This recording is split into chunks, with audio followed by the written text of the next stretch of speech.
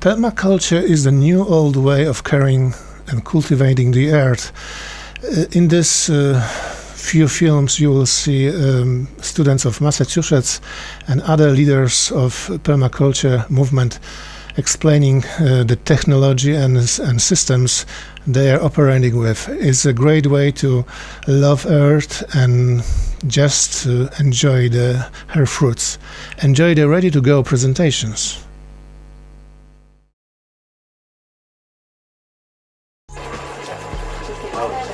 Alright, 1, 2, 3.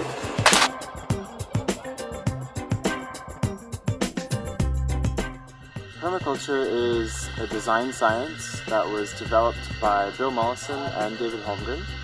About 25 years Bill was in the field observing ancient cultures, the Maya, the Inca, the Aborigines, and so on. And he came up with a three-tiered ethic of how these cultures live with the earth. And the first was care for the earth.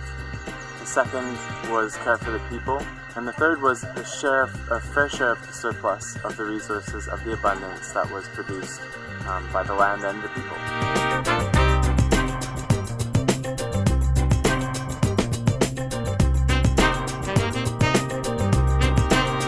This was then developed further by Bill and by David Holmgren and became what is now recognized as permaculture design, a permanent cultural system that is based on observation of nature and integrating principles of nature to create self-sufficient, self-abundant systems for humanity and for the earth. It's so much of a need right now that it is innate. It's a natural response of Earth for people who observe Earth to come about and start changing the way we interact with it. We are an expression of the immune system of planet Earth. We are, like any organism or ecosystem that is at a threshold of destruction, there are always a percentage of the population or the species that are there that change their way and that move into a different path that allows them to evolve to a new level, into a new interaction or integration with those systems that were once being destroyed. So I think that everyone who is awakening from the conventional systems of the world, awakening from the conventional diseases of the world, the pharmaceutical industries and the massive profit that doesn't actually profit the people or the planet, and all of us who are awakening are a natural response of the earth, and permaculture is an expression of that.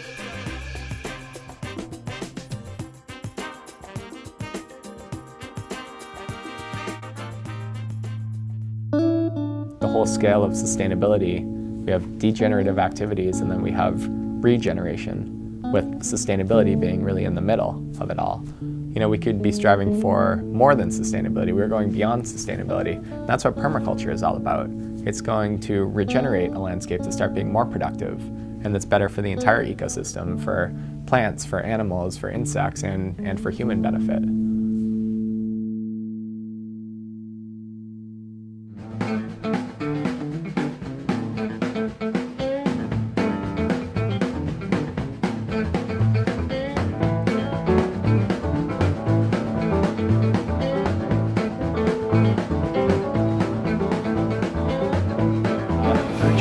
Berry bushes, nut bushes, perennial vegetables, things like that. So let's start at the beginning. We're sheet mulching this entire 12,000 square foot area over in front of Franklin Dining Commons at UMass. We're going to be growing a permaculture garden.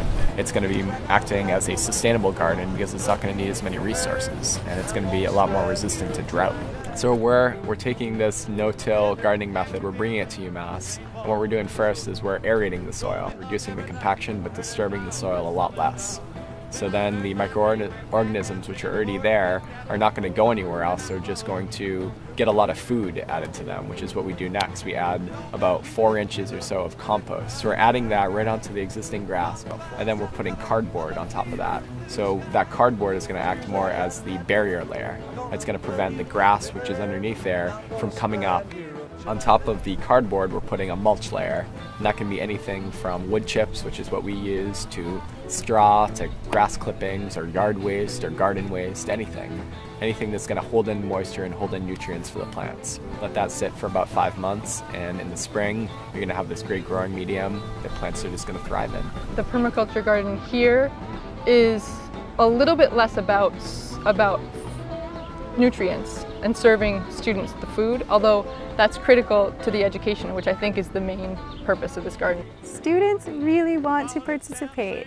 They want to get out there and gain first-hand experience in food growing and working with water in the landscape and in building houses and maintaining all of our human systems.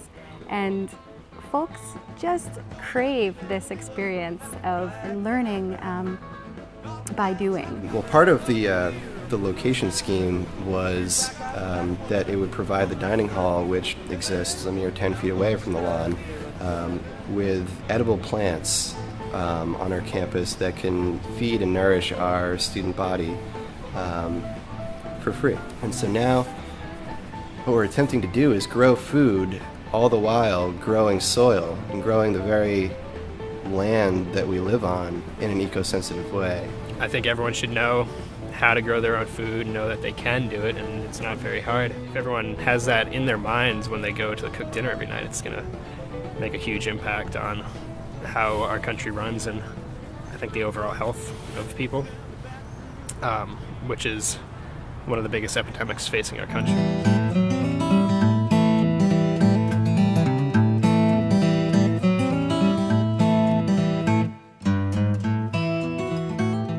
Welcome to Seven Seeds Farm. I'm Don Tipping, and I've lived here for the past 12 years.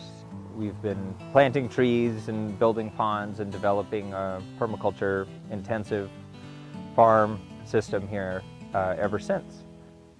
So we're on the north slope of Sugarloaf Mountain. We're at 2,000 feet elevation here. We get about 40 inches of rain average a year. We're at 42 degrees north latitude. We have a seed company called Siskiyou Seeds that we sell seeds really worldwide, but predominantly we're focusing on our bioregion of the Northwest.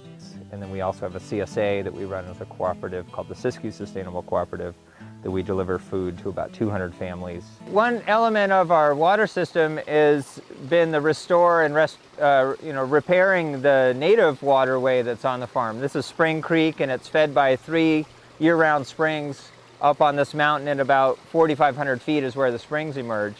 And when we first moved here, the stream flow would plunge a lot in the late summer, early fall, and sometimes even go dry by the end of the day and then flow in the morning. So we built this pond here at kind of at the topmost portion that we could do on the land. So this represents the highest water storage that we have on the farm.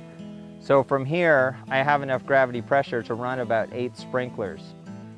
So our idea is to store water in our biggest pond that's about 1,000 feet below me, pump it up here with a little solar-powered pump. No battery, no inverter, just pumping when the sun's shining. So this is our storage tank. This represents how much water we can water with in one day.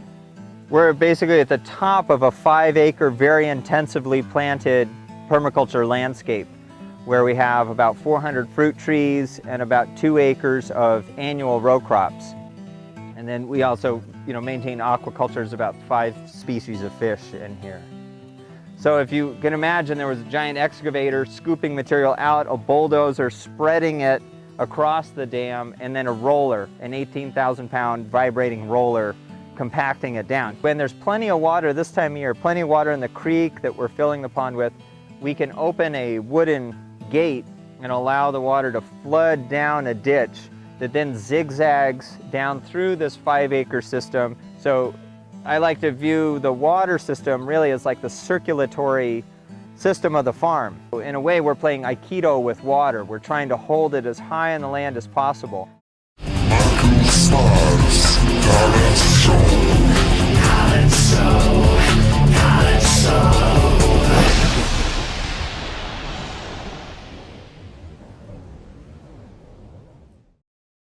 The spring is my favorite time of year, and I wrote a song about it. The title of the song is Ode to Spring, Springtime, Joy Time. So turn up the volume and dance to it.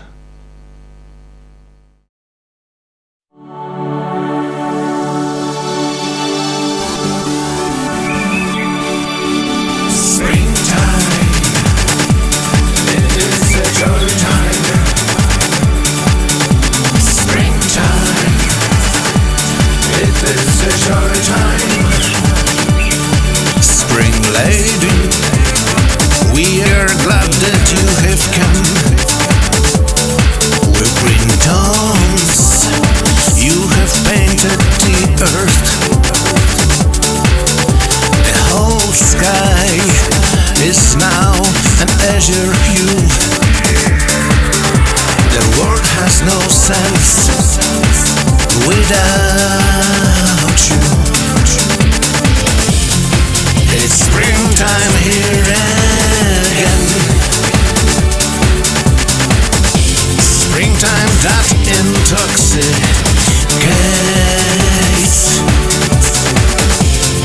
It's springtime here again. Springtime that intoxicates. Intoxicates. With spring, nature is rising on green grass. Little brats are running, and all around there's so many colors. You make rabbits horny, they make horny hilary. It's springtime here again. Springtime that intoxicates. It's springtime here again.